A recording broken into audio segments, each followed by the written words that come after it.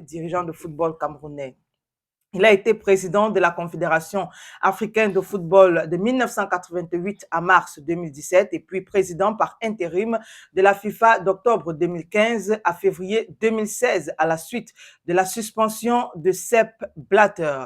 Alors, comme activité sportive que Issa Hayatou a pratiquée, À sa jeunesse. oui, durant sa jeunesse, on va parler de football, on parlera d'athlétisme et même de basketball. Il faut dire qu'il était champion du Cameroun de 400 mètres et du 800 mètres. Voilà, exact. Donc, entre 1964 et 1971, il avait été sélectionné dans l'équipe nationale d'athlétisme parce qu'il était le meilleur. Il était plus rapide que les autres. Et il a disputé aussi les Jeux africains de Brazzaville en 65.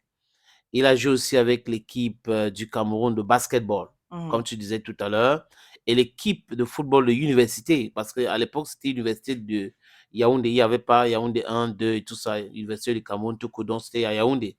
Ce qu'on appelle aujourd'hui Ngouaikele, que je maîtrise bien.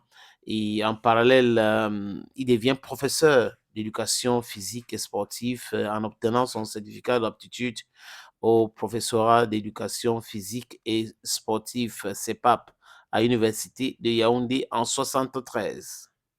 Voilà. Et en ce qui concerne donc le sport, précisément dit à partir de 1974, Issa Hayatou a commencé à prendre des responsabilités dans le milieu sportif en devenant secrétaire général de la Fédération camerounaise de football à l'âge de 28 ans. Oui. Et il a demeuré jusqu'à 1983. Entre 1982 et 1986, il a été directeur des sports au ministère de la Jeunesse et des Sports du Cameroun. Il a été vice-président de 1984 à 1986. Il est devenu par la suite président de la Fédération camerounaise de football et ce jusqu'en 88, après avoir perdu les élections pour un nouveau mandat à la tête de la CAF en mars 2017.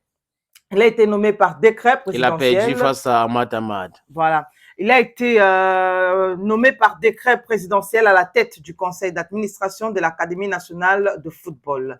Et en 84, pour les Jeux à Los Angeles, il était le porte-drapeau de l'équipe olympique du Cameroun. Président de la CAF, Issa Hayatou, membre du comité exécutif de la CAF depuis 1986 jusqu'à la suite du décès de l'Éthiopienne Nieskov-Tchoui Tessema. Il devient en août 87 le 5e président de la Confédération africaine de football. Et en 90, il obtient une nouvelle fonction en devenant membre du comité exécutif de la Fédération internationale de football Association FIFA. Il devient donc vice-président en 92 sur son mandat de président de la CAF et depuis 20 ans, le football africain connaît une véritable avancée avec Issa Chiroma Bakary, Coupe du monde de football. Plusieurs pays africains présents à cette compétition ont particulièrement brillé et étaient totalement absents auparavant, comme le Cameroun en 90, au Sénégal en 2002. Et il y a eu beaucoup de progrès dans le football africain avec Issa Hayatou. Voilà. Alors, il faut dire aussi que, toujours concernant donc les affaires de football en 2002, il a été candidat à la présidence de la FIFA, mais a été largement battu par le président, Sepp Blatter. par le candidat sortant, Sepp Blatter. Ouais, parce qu'il faut dire que les anciens gloires camerounais n'ont pas soutenu, hein.